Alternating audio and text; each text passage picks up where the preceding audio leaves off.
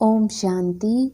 25 फरवरी 2022 के महावाक्य हैं, मीठे बच्चे, कदम कदम पर बाप की श्रीमत पर चलना, बाप की शिक्षाओं को धारण करना, यही अपने ऊपर कृपा करना है।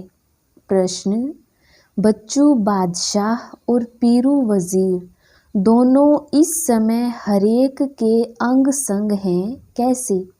उत्तर: बच्चू बादशाह है काम विकार और पीरू वजीर है क्रोध। दोनों का आपस में बहुत गहरा संबंध है। सभी मनुष्य इस समय इन दो के वशीभूत हैं। अगर कोई बाप का बच्चा कहलाकर फिर काम या क्रोध के वशीभूत होता है तो बाप का निंदक बन जाता है। निंदक बच्चे अपनी तकदीर को लकीर लगाते हैं। बाबा कहते, मीठे बच्चे, इन दुश्मनों को जीतो। क्रोध के लिए तो कहा जाता, जहाँ क्रोध है वहाँ पानी के मटके भी सूख जाते हैं।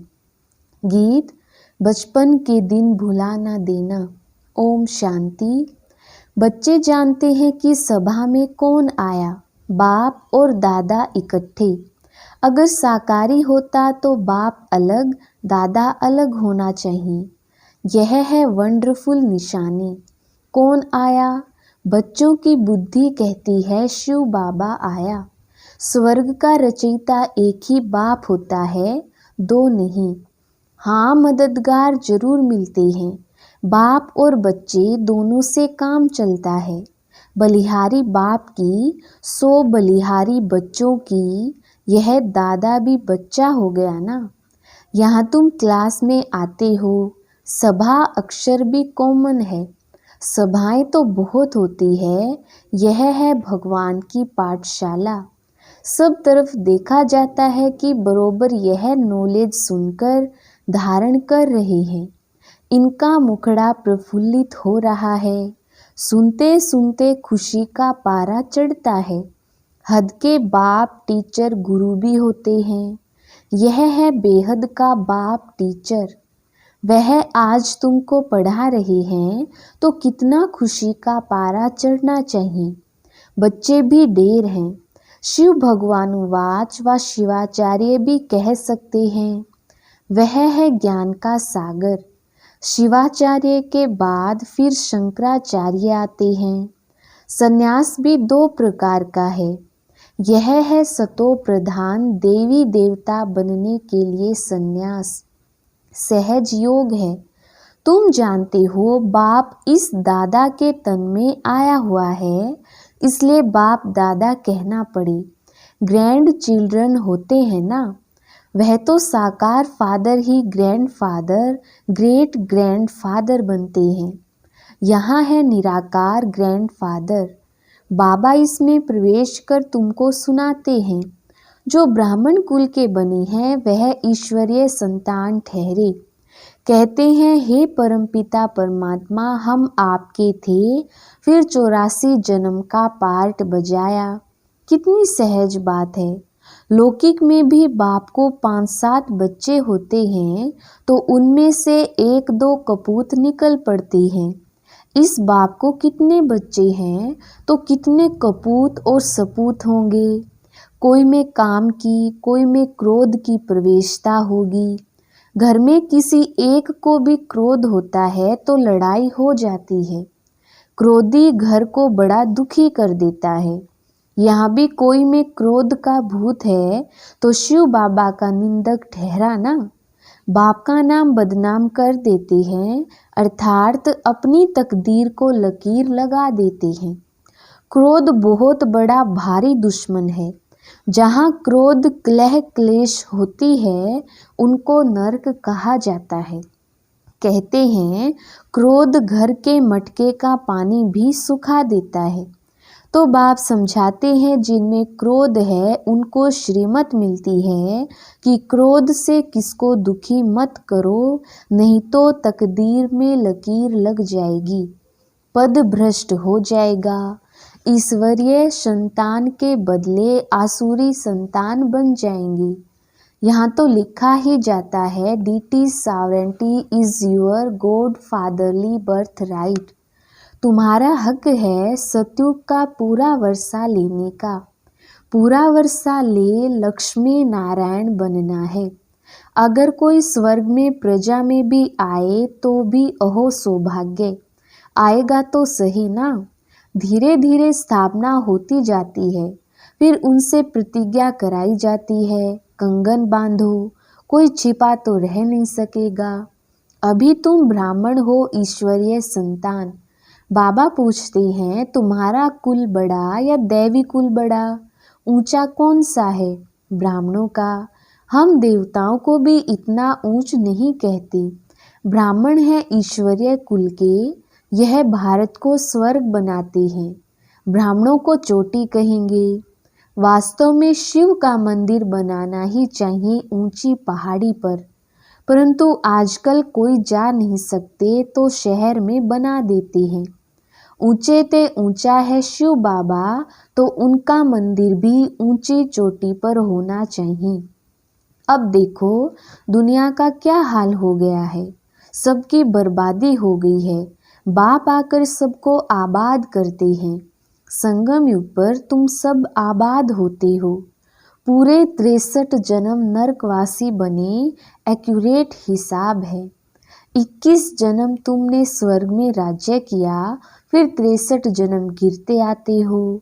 कलाएं कमती होती जाती हैं। अभी कोई कला नहीं रही है, धूल में पड़े हैं। कहावत है ना, सो सो करे श्रृंगार। यह भी अभी के लिए कहावत है। बाबा कहते हैं, मैं तुमको श्रृंगार करता हूँ कि ऐसा लक्ष्मी नारायण बनो। फिर विकार मिट्टी में गिरा देते हैं। क्रोध की धूल तंग करती रहती है। क्रोधी बहुत होते हैं। हिंसा भी क्रोध है ना। क्रोध के बिगर चढ़ाई कर ना सकें। प्रॉपर्टी का हिस्सा ना मिला, गुस्सा लगा तो भाई को भी मार देते हैं। यह लड़ाई क्रोध से शुरू होती है। बाप समझाते हैं, लाडले बच्चे क्रोध नहीं करो, नहीं तो तकदीर को लकीर लग जाएगी, और जो साथी होंगे उनकी तकदीर को भी लकीर लग जाएगी। क्रोध में आकर कहते, तुम अगर हमारे घर में आए तो मार डालूंगा। अभी बाप तुम माताओं को आगे रखते हैं। तुम जानते हो हम शिव शक्तियाँ कल्प कल्प बनती हैं। शिव बाबा आकर हमको अपना बनाते हैं। तुम बच्चे ना हो तो अकेला शिव बाबा भी क्या करेगा। तुम शिव शक्तियाँ भारत में मशहूर हो। अपना यादगार मंदिर ना देखा हो तो आबू में देखो, हूबहू तुम्हारा यादगार है। हाथी पर सवारी करने वालों का भी चित्र है। वंडर है जो तुम्हारा भी निवास यहाँ आकर हुआ है। शिव जयंती मनाते हैं तो जरूर आया होगा ना। कब और कैसे आया मालूम है? जिसने भारत को हीरे जैसा बनाया, उनके ऑक्यूपेशन को नहीं जानते हो। देवता ही पहले ब्राह्मण थे जो हीरे जैसा बनते हैं। जिन ब्राह्मणों ने मदद की वह देवता बने। तुम सबका ऑक्यूपेशन समझा सकते हो, परंतु समझेंगे बहुत थोड़े, क्योंकि राजधानी की लिमिट है ना। इसलिए कोटों में कोई कहा जाता है। मम्मा बाबा कहकर भी फिर भूल जाते हैं। ओहो माया, तुम कितनी दुस्तर हो। यह तो होता ही है। बड़े बड़े कमांडर्स भी मर पड़ते हैं, गोली लग जाती है। सिपाही तो ढेर मरते हैं। जब बड़े बड़े मरते हैं तो हाहाकार हो जाता है। शिव शक्ति सेना में फलाने को माया ने मार डाला। यह फिर भी होना ही है। प्यादा मर जाए उनका इतना ख्याल नहीं। महारथी के लिए सब कहेंगे, हाय माया ने इनको मार डाला। ऐसे नहीं कि स्वर्ग में नहीं जाएगा, भल आएगा, परंतु पद भ्रष्ट हो पड़ेगा। इसलिए बाबा कहते हैं उस लाइन में नहीं जाना। कल्प पहले जो गए हैं वह तो जाएंगे ही। समाचार लिखते हैं, फलाना 4 वर्ष से रेगुलर आता था, फिर माया ने पकड़ लिया। जैसे मक्खी मरती है तो चींटियां उसे एकदम खाकर खलास कर देती है। माया के 5 भूत उनकी सत्यानाश कर देती हैं। अब तुम बच्चे सबका ऑक्यूपेशन जानते हो। इस्लामी, बौद्धि, क्रिश्चियन कितने जन्म लेते हैं वह भी तुम जानते हो। कितना बुद्धि का ताला खुल गया है, ज्ञान का तीसरा नेत्र जबरदस्त मिला हुआ है। बाबा कहते हैं गीता है सबसे मुख्य, बाकी सब है उनके बाल बच्चे। गीता है माई बाप, माई गीता और बाप शिव, उनसे हम पैदा हो रहे हैं। वैसे ही और शास्त्र भी सब उनसे पैदा होते हैं। जैसे आत्माओं का हेड शिव बाबा सबसे ऊपर में है, वैसे सब शास्त्रों से ऊपर है सर्वशास्त्रमयी शिरोमणि श्रीमद् भगवत गीता। सिर्फ कृष्ण भगवानुवाच डालने से सारा गीता का प्रभाव उड़ा दिया है। यह भी ड्रामा में है। मूल बात है निरंतर शिव बाबा को याद करते रहो। जो बाप की श्रीमत पर पूरी रीति चलते रहते हैं उनकी याद भी वृद्धि को पाती रहेगी। जितना आज्ञाकारी वफादार होकर रहेंगे, कहेंगे बाबा मैं आप पर बलिहार जाता हूँ। देह सहित सब कुछ भूल अकेला बनना है, इतना संन्यास करना पड़े। बहुत बच्चे हैं जो बिल्कुल बंधन मुक्त हैं, आते रहते हैं तो भी जैसे मोह के कीड़े। पति व बच्चों के साथ मोह है तो शिव बाबा के साथ बुद्धि योग लगा न सकें। जब तक सच्ची दिल से साहिब पर बलिहार ना जाएं।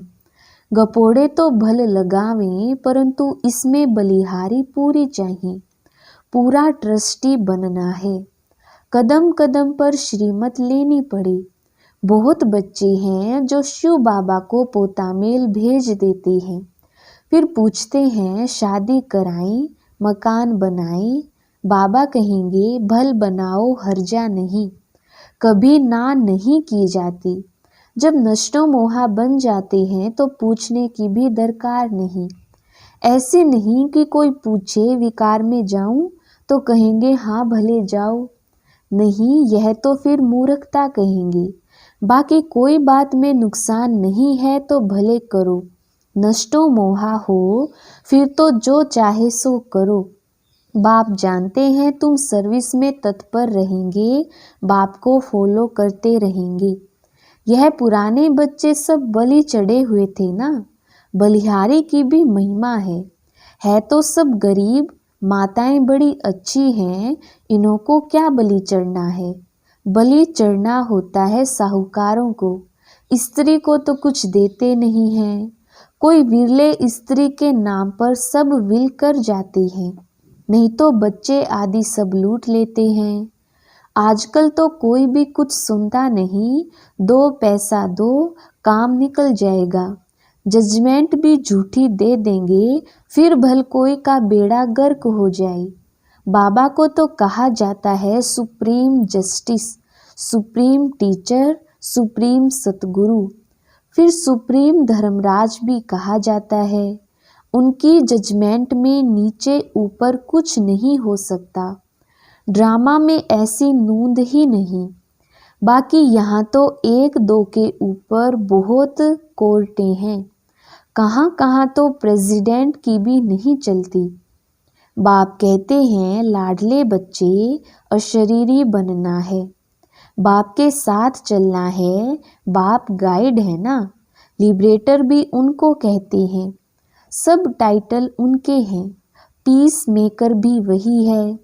आजकल यहाँ भी पीस प्राइज देते रहते हैं। पीसलेस बनाने वाली है माया। पीस होती है सतयुग में व मुक्ति धाम में। निर्वाण धाम में तो बिल्कुल ही पीस है। सतयुग में भी 100% पीस, प्योरिटी और प्रोस्पेरिटी है।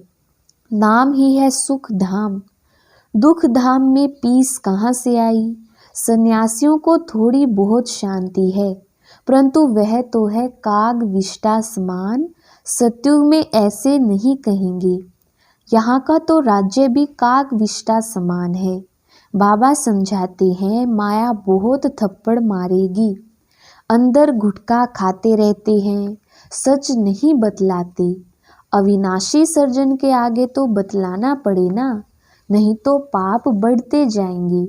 फिर बड़ी सजा है, सच नहीं बोलते।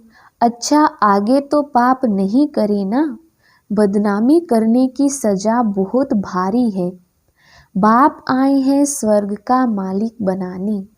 इसमें जो विघन डालते हैं वह सजा लायक बन पड़ती हैं।